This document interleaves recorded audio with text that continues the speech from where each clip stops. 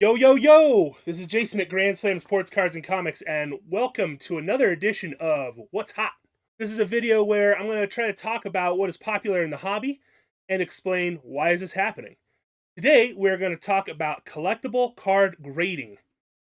Our phone is ringing off the hook daily asking us about grading. Customers come in and talk to us to get insights into how to do the process. People are coming to show their collectibles and ask if they should get them graded. In fact, in some ways, the demand to grade cards almost exceeds the demand to buy cards. The demand is so high that pricing on grading is up, up, up. Turnaround times are taking way, way longer, and the prospect of grading is very difficult right now. So, how did we get here, and why is this happening? Professional Sports Authenticators, or PSA, started in 1991 and began to grade cards during the last boom of sports cards.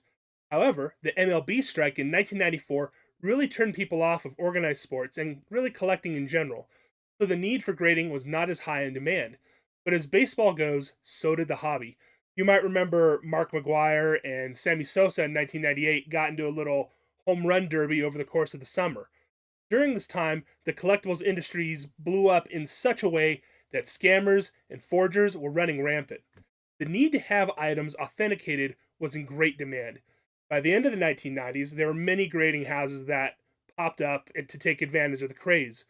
However, three have stood the test of time today. And those three companies I will be talking about in a series of videos: PSA, BGS, and SGC. These three companies, in my opinion, are the best grading companies and should hold equal value and respect to each other. They all have their strengths and weaknesses, but in 2020, things have changed. So, yeah, 2020. What about that? Well, not so fast. A lot of people think that the hobby blew up overnight. That's not the case. In fact, the hobby has drastically grown in popularity over the last several years. I can back this up with my experience in card grading. In fact, I was never a supporter of card grading. The reason for this was that card grading is simply someone's opinion. At the end of the day, I am going to be the one person who decides how good a card looks and if it's something that I want in my collection. Though I came around to the activity when I saw that what grading was able to do for online sales. As a store that has millions of cards, I have cards that I have tried to sell for years to no avail.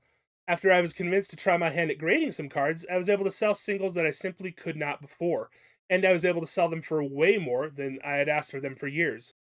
When we started our service in 2016, we were charging $13 per card on a 10-day guaranteed turnaround. Today, if we wanted to offer that same service, it would be about $40 a card on a 10-day guaranteed turnaround. And that guarantee is definitely not a guarantee right now.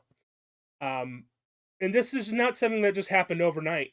In the last 5 years, Beckett has consistently raised grading prices about every season, usually in the spring. Call them greedy, but they claim it's to curb demand. But I know for a fact that high pricing of grading has not stopped people from grading cards. Many new collectors were paying record high prices in order to crack fresh boxes. And once that is over, then what? Do you sell those cards? What is the best way to get your money back? All these new collectors began to ask questions, and the answer was grading. Grading your new Zion Williamson and John Morant rookie cards is the best way to make your money back. It wasn't just a few collectors who had this idea, but thousands of new collectors who had this new idea. With limited grading houses in the United States that were working under reduced amount of employees due to COVID-19, it has created a very tricky situation. All three of the grading houses that I have mentioned are backed up with orders going back to at least 6 months.